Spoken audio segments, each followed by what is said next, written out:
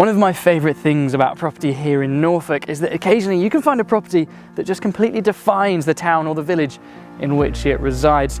And on even rare occasion, you can find a property that defines an entire architectural era. But when we find a property that spans multiple generations of architectural vernacular and celebrates the very best of all of them, well, sometimes all you can do is sit back and soak it all in.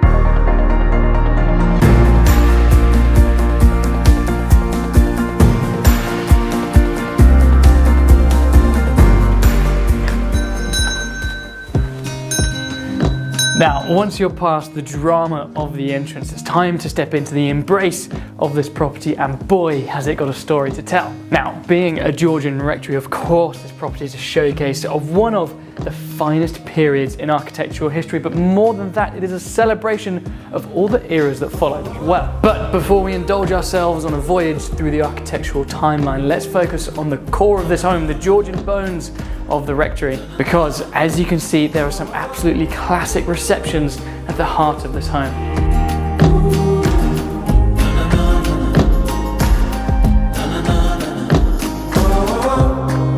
And what we can't do today, of course, is pick up on every amazing detail of this property, because we'll be here for hours, but you can't help but have your eye drawn by just some of the thoughts. These, for example, parliament hinges between the kitchen and the dining area. It means that if you want an open space, the doors can disappear and be seamless, but if you want to shut it off, the opportunity is there. That is versatility you don't often see in period homes. But for now, we go from blocky Georgian architecture that sets the Norfolk vernacular to this. Look at this celebration of the Victorian era. All of a sudden, the ceiling takes a breath. We have more volume in this formal dining area, flooded with light from a classic Victorian bay. There isn't a single occasion which this room wouldn't enhance. As we push on through to another era, another evolution of the Old Rectory, there are definitely two things worthy of note so far. The first of which is, whilst every room brings its own celebration of the times, they interact with each other unbelievably well. But secondly, is how they are very dramatic spaces, very grand indeed, but not for a minute do they lose that feeling of homeliness, of comfort. They've got glorious high ceilings, there's opulence everywhere you look, but what it does so well is it hasn't lost its sight. It is a home, it's to be lived in, and it's to be enjoyed. Look at these wonderful fireplaces. They're not just there for show, they're there to be used. Just another example of the Old Rectory showing that it's here to embrace you all year round. Now, it is that versatility that segues us perfectly to the rest of the ground floor. We've gone from large, dramatic, opulent, entertaining spaces to what is essential in any home, and that is functional versatility. It's just start to see how adaptable the Old Rectory is. There's a larder that so perfectly complements the main kitchen. There's the most charming laundry room that's like a step back in time, and it's not a Norfolk house until you have a boot room, and this might just be the best I've seen. All of this functionality combined with the prestige of the property is running in a nice parallel to another fusion I'm spotting. The history has been so celebrated here, but what else you see is a very intelligent injection of essential modern technology. Do you know what we haven't touched on yet, being the Old Rectory, is the wonderful view of the church next door. Framed by roses, it's like a window into old England. It's quite enchanting, but I have work to do. There's plenty to see here on the first floor. Now, being a functioning family home, what it needs is more than just a master bedroom. It needs a properly defined space that you can shut off from the rest of the bedrooms and call your own, and all I can do with a suite this elegant is let you soak it up yourselves.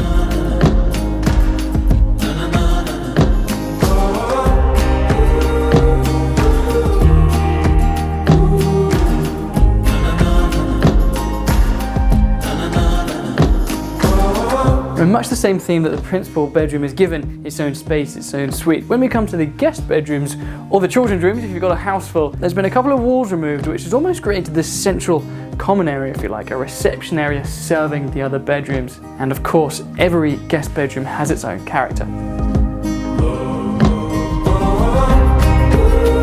Heading up to the top floor, we find what's in competition actually for some of my favourite spaces. What I love about these additional rooms is that this is the space where a property starts to serve and almost adapt its form to the family which inhabits it.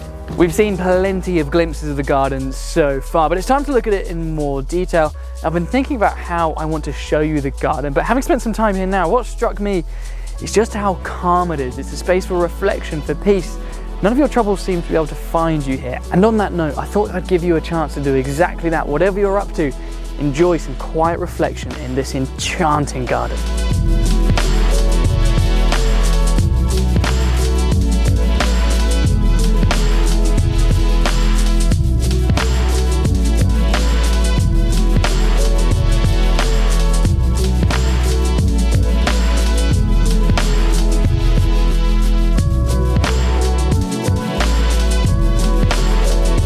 And of course, don't forget there's nearly 2 acres of grounds here at the Old Rectory, and there's just as much here at the front as we saw at the rear of the property.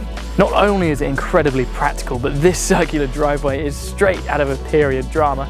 This central tree, which you can't help but admire, is a sweet chestnut and illuminated in the evening when guests arrive. You can only imagine how that looks. And what I'm sure for some of you might be the most exciting part of this entire offering is the unconverted barn here at the front. The only limit to what you could achieve there is your own imagination. Well, I hope that's given you a quick glimpse into the story to be told here at the Old Rectory. As you can imagine, we've barely scratched the surface really. So if you had any more questions about this enchanting property, or indeed you want to arrange your very own viewing, the number for the Sowerby's Holt office is on your screen now.